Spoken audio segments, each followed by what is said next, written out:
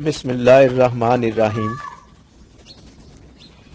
नाजरीन, साडा YouTube channel Shabbir लासानी देखने वाले भैनों ते भराओ, दोस्तों, संगियो, बेलियो, तुहानू सब नू मेरी तरफों अस्सलाम वालेकुम।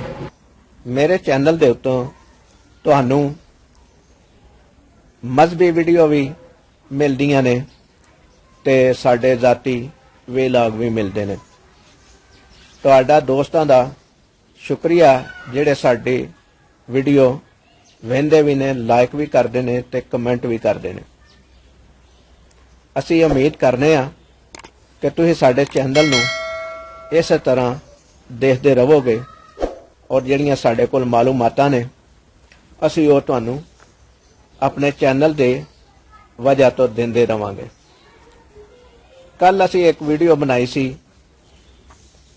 इस चैनल दे उत्ते नवा एक मौजू देने की कोशिश की, करप्शन दे बारे जिक्र किया।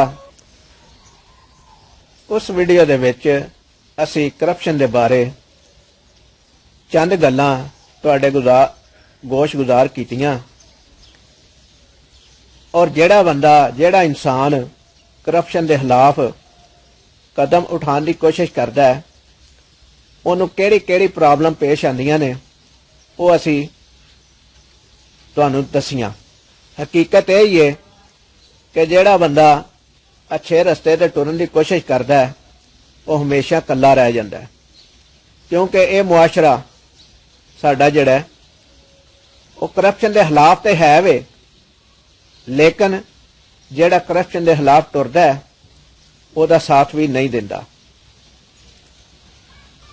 असीं चाहते हैं कि तुसीं साडी ये वीडियो देख के सानू अपनी राय दिओ, क्या सानू इस मौजू दे उत्ते गुफ्तगू करनी चाहिए है कि नहीं, क्योंकि साडे कोल ऐसियां स्टोरियां मौजूद है ने तुहानू दस्सण वास्ते, तुहानू समझाउण वास्ते कि ओ लोग जिहड़े बाअसर अफसरान अपने आप नू समझदे ने और रियासत के कानून तो बालातर किवें हो सकदे ने।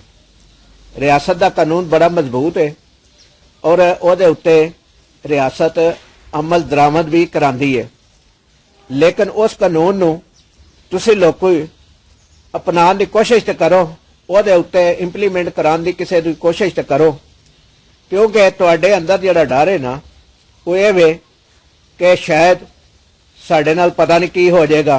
इस अफसर के खिलाफ असी अगर कोई गल कीती तो साडे नाल पता नहीं की हो जाएगा, क्योंकि तुसीं उस अफसर के बारे च हमेशा उस वक्त ही गल कर सकते हो जो तुहाडे कोल उहदे मुतलक अथेंटिक प्रूफ होणगे, कागजी हालत प्रूफ तुहाडे कोल मौजूद होणगे।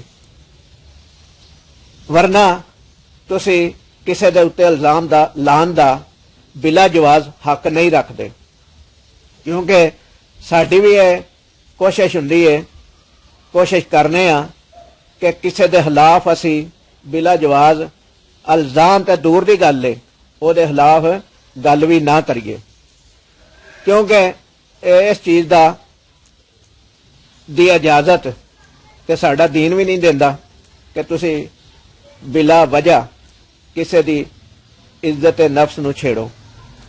असीं तुहानू अपनी वीडियो दे विच दसांगे कि तालब इलमां नू जुर्माने की शक्ल विच किस तरह परेशान किया जाता है और उन्हां दा जुर्माना सरकार नू नहीं जांदा, किस वजह तो नहीं जांदा, उहदा तरीका की है और जिहड़े करदे ने करप्शन इस मादे च वो किस तरीके नाल करदे ने, क्योंकि साडी आवाम नू मुल्की कवानीन दी मालूमात घट है।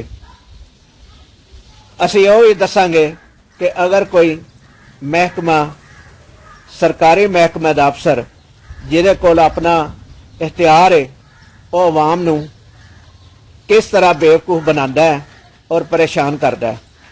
साडे कोल जिहड़ी अथेंटिक मालूमात होई, जिहड़ी सानू सही ते परफेक्ट मालूमात साडे कोल है वे, असी ओहदा जिक्र करांगे, ना कि असी किसी दे उत्ते इल्जाम लाइए या किसी दी इज्जत नफ्स नूं छेड़िए।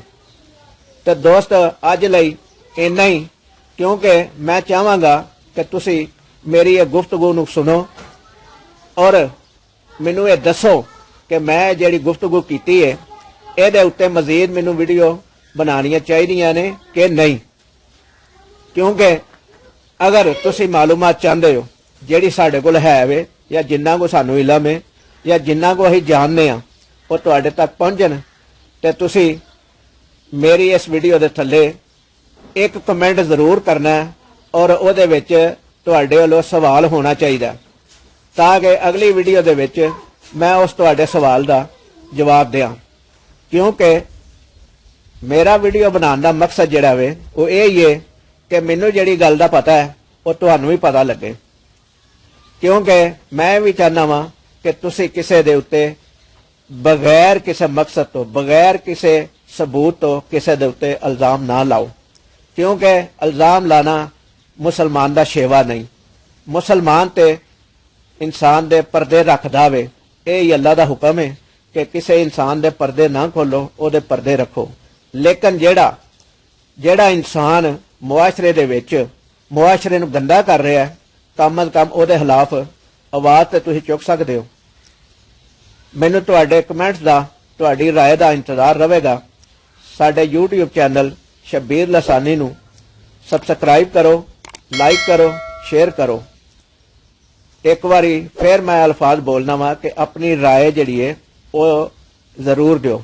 अल्लाह तुहाडा ते साडा हामी नासर होवे। अल्लाह निगहबान।